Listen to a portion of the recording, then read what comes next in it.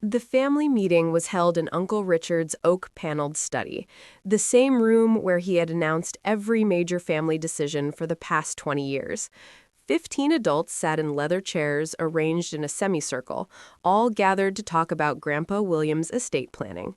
The official reading of the will was still months away, but Richard said he wanted to set expectations early regarding how the inheritance would likely be divided.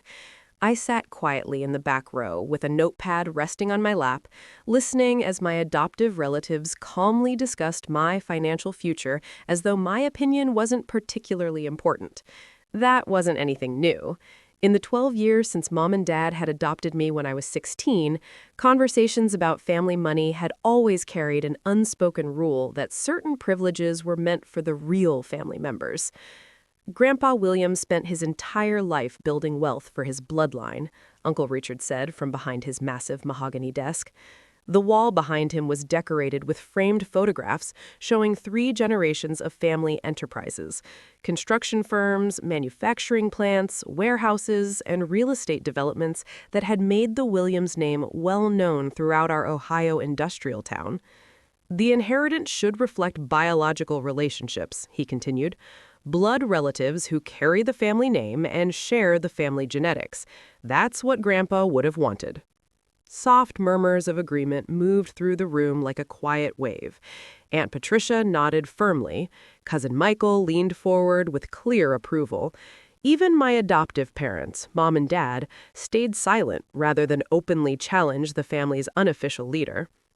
Now, I'm not saying adoption doesn't matter, Richard added after a moment, briefly glancing in my direction. Jennifer has been a wonderful addition to this family, truly.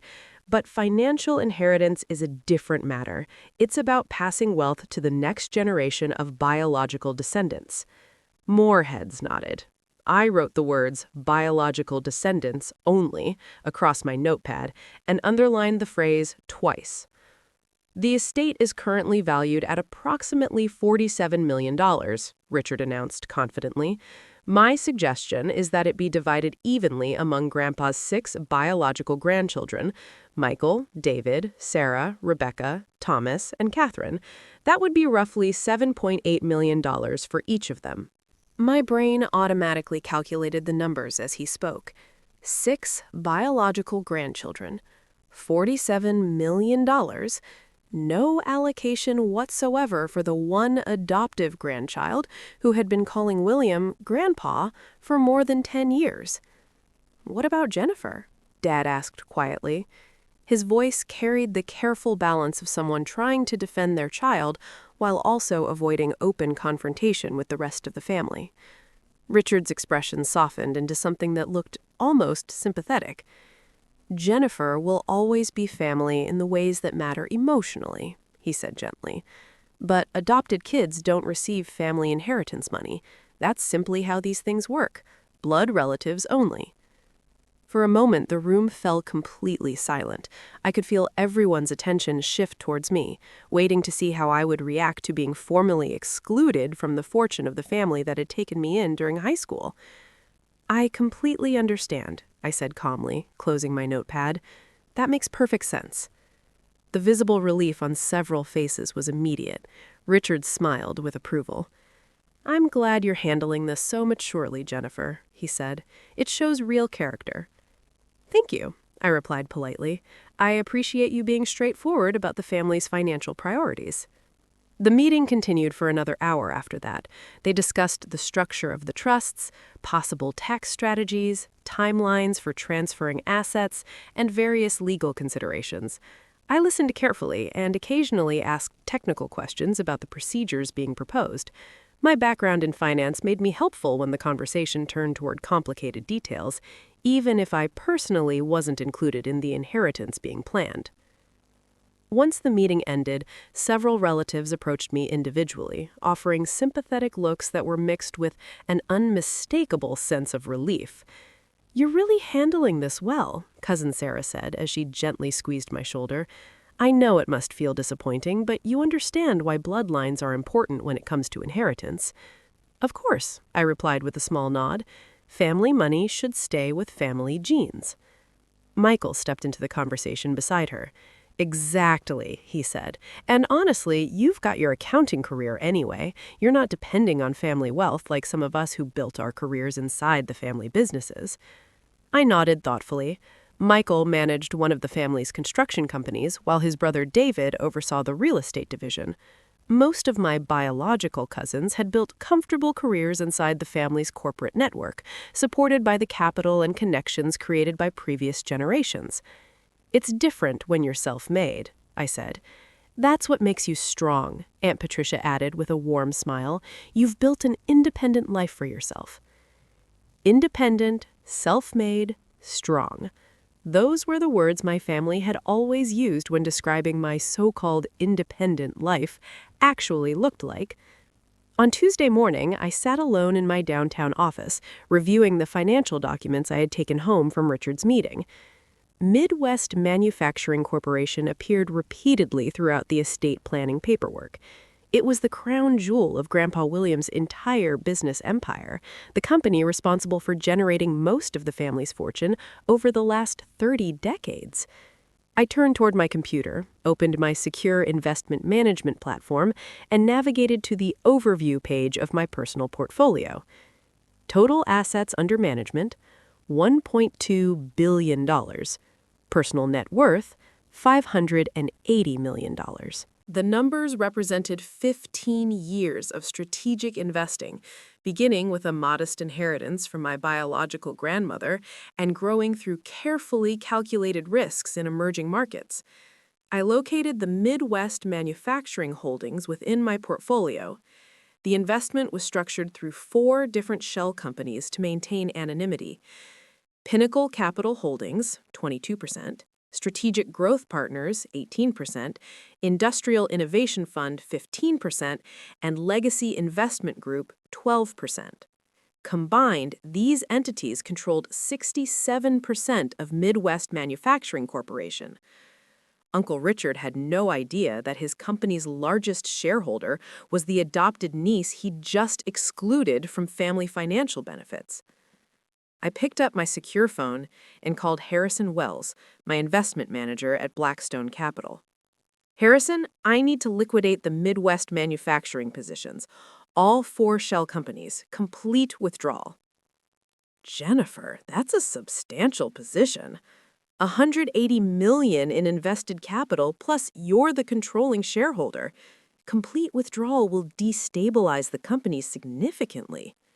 I understand the implications. May I ask what's driving this decision? Midwest Manufacturing has been one of our strongest performers. Revenue growth, expanding market share, solid management team. I looked out my office window at the city skyline. Several buildings in the downtown area had been constructed by family companies, their signs bearing the family name that I shared through adoption, but apparently not through financial inheritance rights. The investment no longer aligns with my values, I said. I see. How do you want to structure the withdrawal? We could phase it over several quarters to minimize market disruption. No, I want immediate liquidation, today. Harrison was quiet for a moment. Jennifer, immediate withdrawal of $180 million will create severe cash flow problems for Midwest Manufacturing. They'll likely need emergency financing within days, possibly bankruptcy protection within weeks. That's their responsibility to manage. It's also going to impact every employee at the company. Midwest Manufacturing employs over 400 people. I considered this information carefully. 400 jobs, many of them held by people who'd worked for the company for decades, people who'd contributed to the success that made my uncle wealthy enough to distribute $47 million to his biological grandchildren. Harrison, what percentage of Midwest Manufacturing's workforce would you estimate earns less than $50,000 annually? Probably 60 to 70%. It's a manufacturing company. Lots of floor workers, equipment operators, administrative staff. And what percentage of the family members inheriting from Grandpa William's estate work directly in the family businesses? I'm not sure I understand the connection. Humor me. Harrison paused while he thought. Based on what you've told me about your family structure, probably most of them. Your cousins manage various divisions, your uncle oversees operations. They're all drawing salaries from companies that your investment portfolio has been supporting. So when I withdraw my funding, the people most likely to lose their jobs are the employees who weren't invited to family inheritance meetings, while the people who will receive 7.8 million each are the same people who could find alternative employment within the family business network. That's an interesting way to analyze it. Proceed with the withdrawal, I said. Complete liquidation effective immediately. The first phone call came at 2:47 p.m. Uncle Richard's name appeared on my phone screen, but I let it go to voicemail. Jennifer, I need to speak with you immediately. Something's happening at the company, and I think there might be some kind of coordinated attack on our investors. Call me back as soon as you get this. The second call came at 3:23 p.m., this time from cousin Michael. Hey, not sure if you've heard, but Dad's company is having some kind of financial crisis. Major investors are pulling out and he's panicking. Since you work in finance, I thought maybe you could help us understand what's happening. Call me back. By 4:30 p.m., I had 12 missed calls from various family members and a text message from Mom. Richard is asking if you know anything about investment firms. He thinks someone is targeting the family businesses. Please call him back. At 5:15 p.m., Harrison called to update me on the withdrawal status. It's done, he said. All positions liquidated. Funds transferred to your primary accounts. Midwest Manufacturing's stock price dropped 43% in the last 2 hours of trading. They're calling emergency board meetings and reaching out to alternative funding sources. Any immediate operational impacts? Their CFO announced they're suspending all expansion projects and implementing a hiring freeze. They'll probably announce layoffs within the week if they can't secure replacement funding. What about management compensation? That information isn't public, but typically executive salaries are protected longer than line worker positions during financial crisis. I hung up and drove home to my modest apartment. I had deliberately chosen to live below my means, maintaining the appearance of someone who worked a steady accounting job rather than someone who managed nearly $1 billion in assets. The deception had been useful for observing my family's true attitudes about adoption, biological relationships, and financial inclusion. Wednesday morning brought 17 missed calls overnight. I listened to the voicemails while drinking coffee in my kitchen. Richard's voice had progressed from confusion to panic to desperation. The final message, left at 2:33 a.m., was barely coherent. Jennifer, I don't know what we did to deserve this, but someone is destroying everything our family built. Please, if you have any connections in the finance world, we need help. We're going to lose everything. At 8:30 a.m., my doorbell rang. Through the peephole, I could see Uncle Richard standing in my hallway. He looked like he'd aged 5 years overnight. Disheveled hair, rumpled clothing, eyes red from stress and sleeplessness. I opened the door. "Thank God you're here," he said, pushing past me into my apartment. "I've been calling you for hours." "I was sleeping," I said, closing the door. "What's going on?"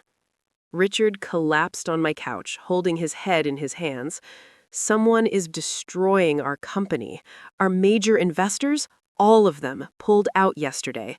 $180 million gone." Just like that. I sat across from him in my second-hand armchair. That sounds terrible. It gets worse. Without that funding, we can't make payroll next month. We can't fulfill our existing contracts. We can't maintain our equipment. The bank is already calling about loan guarantees. What do the other family members think is happening? Michael thinks it's a competitor trying to force a hostile takeover. David thinks it might be related to some regulatory investigation. Patricia thinks it's just bad luck, market forces. What do you think? Richard looked up at me with exhausted eyes. I think someone found out about our estate planning meeting and decided to punish us for it. I kept my expression neutral. Why would anyone care about your estate planning? Because someone doesn't like how we're handling the inheritance. Someone thinks adopted kids should get family money, and they're using financial warfare to make their point. That seems like a very elaborate way to express disagreement about inheritance law. Unless, Richard said slowly, the person disagreeing has the resources to do something about it. We sat in silence for several minutes. Richard continued holding his head in his hands while I processed the implications of his statement. "Richard," I said finally, "what would you do if you discovered that the investments keeping your company afloat were coming from someone you'd excluded from family financial benefits?" He looked up sharply. "What kind of question is that?" "A hypothetical. The person disagreeing has the resources to do something about it." We sat in silence for several minutes. Richard continued holding his head in his hands while I processed the implications of his statement. "Richard," I said finally, "what would you do if you discovered that the investments keeping your company afloat were coming from someone you'd excluded from family financial benefits?" He looked up sharply. "What kind of question is that?" "A hypothetical one. If you found out that an adopted family member had been anonymously supporting the family businesses for years and then withdrew that support after being told that adopted kids don't get family money, how would you react?" Richard's face went pale. "Jennifer, why are you asking me this?" I stood up and retrieved my laptop from my desk. I opened my investment portfolio dashboard and turned the screen toward Richard. "Because I want to know if your position on biological inheritance extends to biological investment," I said. Richard stared at the screen for a long moment, his eyes scanning the numbers. Total portfolio value, $1.2 billion. Midwest Manufacturing Holdings, liquidated. Transaction history showing yesterday's complete withdrawal. "This says you had $180 million invested in my company," he whispered. "Had," past tense. "You're the major investor. You're the one who pulled out. I'm the adopted family member who decided that if adopted kids don't get family money, then family businesses don't get adopted kids' money." Richard set my laptop aside and looked at me directly. "Jennifer, I had no idea you had this kind of wealth." "I know. If I had known, the inheritance discussion would have been completely different." "Would it?" Richard was quiet for a moment. "Honestly, probably not. I still believe that biological inheritance should follow bloodlines, but I would have been more diplomatic about excluding you." "More diplomatic, not more inclusive, just more diplomatic?" "Well, yes, if I had known you controlled the funding that keeps our company operational, I would have approached the conversation differently." I nodded slowly. "So your position isn't that adopted kids don't deserve family money. Your position is that adopted kids don't deserve family money unless they have enough independent wealth to threaten family businesses." Richard's face flushed. "That's not what I meant." "Then what did you mean?" "I meant that inheritance should be based on biological relationships, but business relationships are different. If you're an investor in our company, that's a separate matter from family inheritance. Except that I became an investor because I'm a family member. I supported Midwest Manufacturing because I wanted my adoptive family to succeed." "But you never told us about your investments." "Because I wanted to see how you treat an adopted family member who you thought had nothing to offer you financially." Richard stood up and began pacing around my small living room. This is a very expensive way to make a point about inclusion. It's a very expensive lesson about respect." "What do you want from me, Jennifer? An apology? A change to the inheritance structure? What would it take for you to reinvest in the company?" I considered his question carefully. Richard was asking what price I would accept for restoring funding to a business that employed 400 people, including many who'd worked there for decades. "I want you to understand why I withdrew my investment," I said. "Because we excluded you from the inheritance?" "Because you excluded me while assuming I had nothing valuable to contribute to the family's financial future." Richard stopped pacing. "I don't understand the distinction." Richard, you spent 15 years watching me work in finance, watching me make strategic decisions, watching me provide practical advice during family financial discussions. Did it ever occur to you that someone with my background might have investment capacity? Not to this extent, no. Did it occur to you that someone might be helping fund the family businesses anonymously? No. Did you consider that your adopted niece might have deliberately maintained a modest lifestyle to observe how the family treated people they perceived as financially dependent? Richard sat back down on my couch. No, none of that occurred to me. So when you announced that adopted kids don't get family money, you weren't just excluding me from inheritance, you were demonstrating that you'd never considered me capable of contributing to family wealth. I suppose that's true. Which means that your decision wasn't really about biological versus adopted relationships. It was about assuming that adopted family members are financial burdens rather than financial assets. Richard was quiet for a long time, processing what I'd said. Finally, he spoke. What happens now to the company? I mean, to the employees? That depends on what you've learned from this experience. I've learned that making assumptions about people's financial capacity can have serious consequences. What else? I've learned that adopted family members might have resources and capabilities that biological family members don't recognize. And Richard thought for another moment. I've learned that treating family members as lesser because of their adoption status is not only morally wrong, but potentially financially catastrophic. I opened my laptop again and pulled up a new document. I'm willing to consider reinvestment in Midwest manufacturing under new terms. What kind of terms?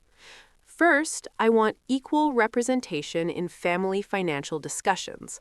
If you're making decisions that affect family businesses, I want input as a major stakeholder. Agreed. Second, I want the inheritance structure revised to include adopted family members.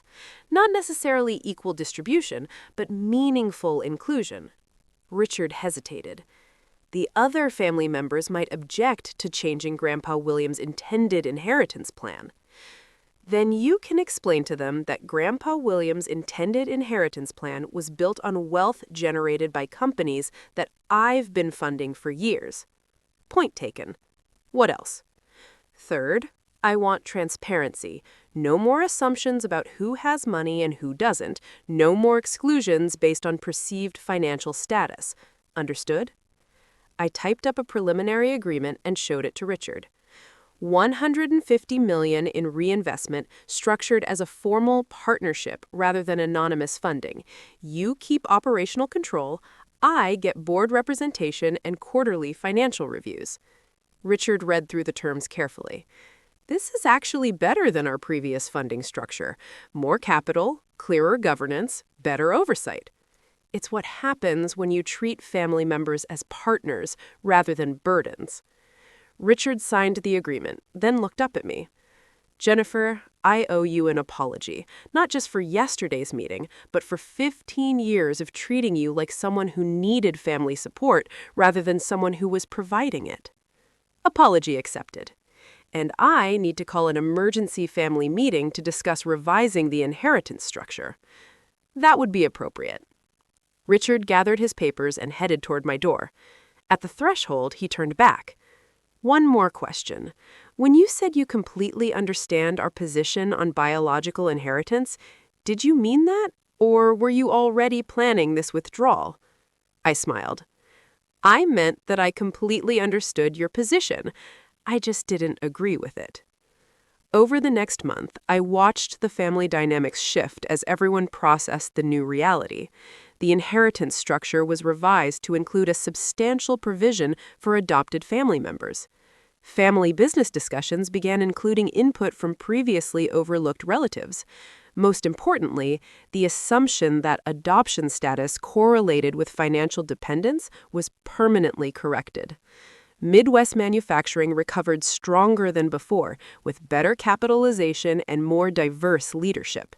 The 400 employees kept their jobs, and several new positions were created as the company expanded into markets I'd identified through my investment research. But the most significant change was in how the family discussed success and contribution. The narrative shifted from biological inheritance rights to inclusive prosperity, from protecting family wealth to growing family wealth through everyone's capabilities. 6 months later, at Grandpa William's actual will reading, Richard stood up before the final distribution. "Before we conclude," he said, "I want to acknowledge that this family's financial success has been built not just on biological inheritance, but on the contributions of every family member, including those who joined us through adoption. Our strength comes from recognizing everyone's value, not from excluding people based on how they became part of our family." The revised inheritance distributed $47 million among 8 family members rather than 6, with adopted grandchildren receiving equal shares as biological ones. But more importantly, it established a precedent that family money belongs to family members, regardless of genetics. Blood might be thicker than water, but shared values and mutual respect are thicker than blood.